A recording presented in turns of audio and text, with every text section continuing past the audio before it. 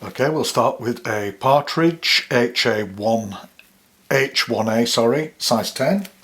This is a extra fine, extra long nymph hook. We've got some sheer 14/0 olive. This is the spent green or brown drag. Remove that. I need a bunch of Coq de Leon for the tail, about the length of the hook shank. I want this tail to flare and fan out. This will make this float much better. Let me just go back here, and then I use my nail to push that up, and then I'll take a underneath. I want that to fan out into kind of a triangle. Tighten up as you just position it. There we go. And we go to there. Then a fine peacock curl from just under the eye of the peacock feather. These are much finer than anywhere else. And what we need is just a couple of turns here.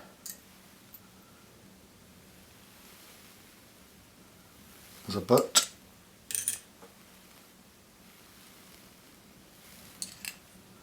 Give it 3. Yeah. Swap those around, bring my tying thread over and just tack that in, and I can remove that. Swap hands.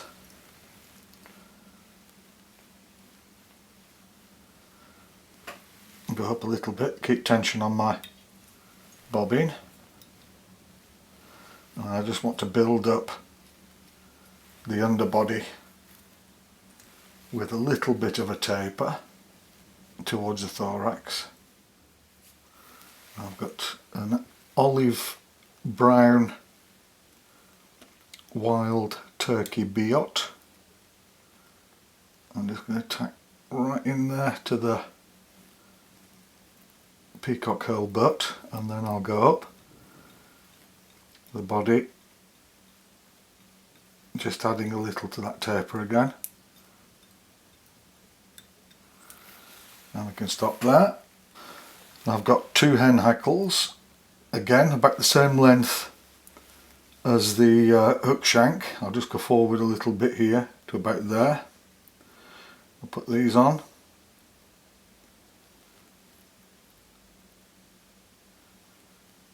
Couple of turns first, and I can see that one of them needs to be a little shorter, so we'll just pull that in. That's good. We'll just attach those and go back,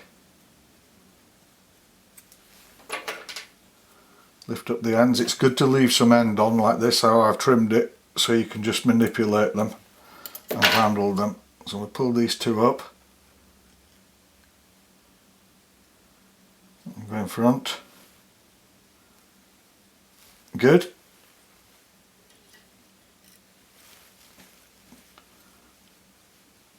Just go back here. Take our hackle pline on our biot.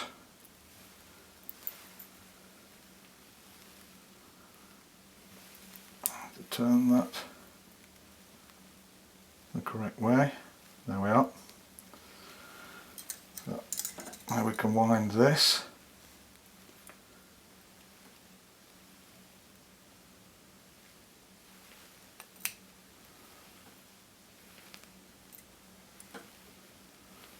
All the way up to form a nice segmented abdomen.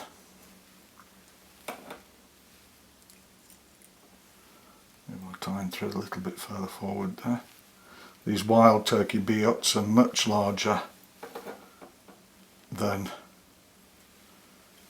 the domestic turkey ones, just catch that in. So of course that enables you to make much larger bodies. So I go up here, And we can just remove that. Careful not to cut the wing now as well. Push that out of the way, and we can just clip that off. That's good. Looking very good. Keep those wings forward. Everything's nice. Another peacock herl. Tie this in there. Then I've prepared a golden badger hackle that I've stripped off one side, and we want to tie this in just a little bit further forward than the peacock herl, because we want to get a few turns of peacock herl in behind that hackle.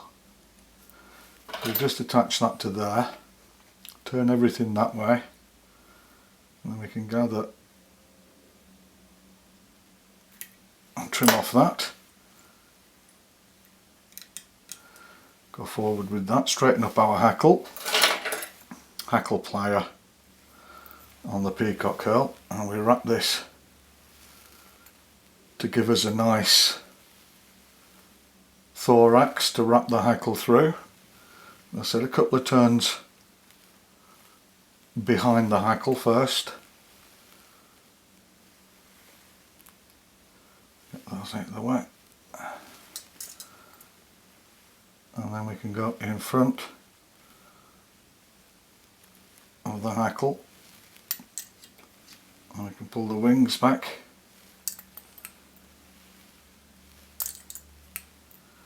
Go forward over the rest of the thorax.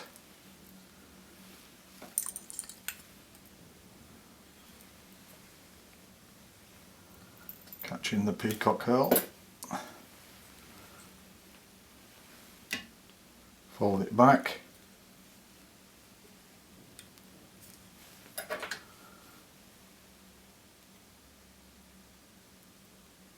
Trim that off.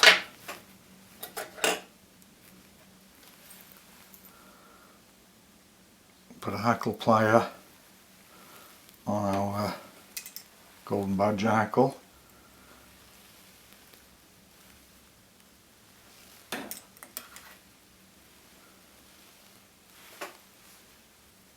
Pull the wings out the way if you can't. Get behind them. And a few turns behind the wings, and we can pull them down and back, and we can go in front.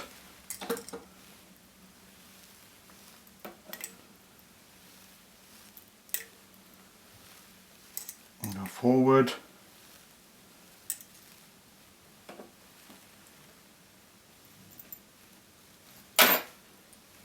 Tie off the hackle with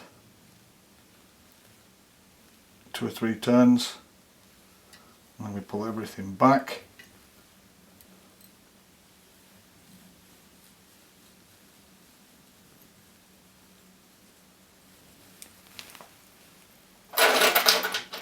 Whip finisher.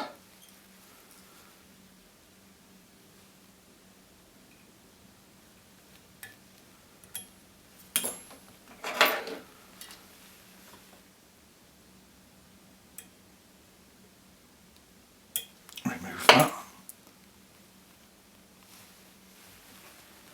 Maybe one more.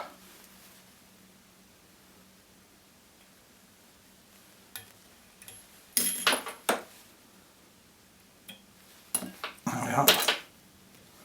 And that is the spent green or brown drake. A very effective pattern. You can also, if you wish, trim off these hackles underneath if you want it to sit even lower, but that's the finished pattern. If you enjoy the videos, please like, share, subscribe, and thanks for watching.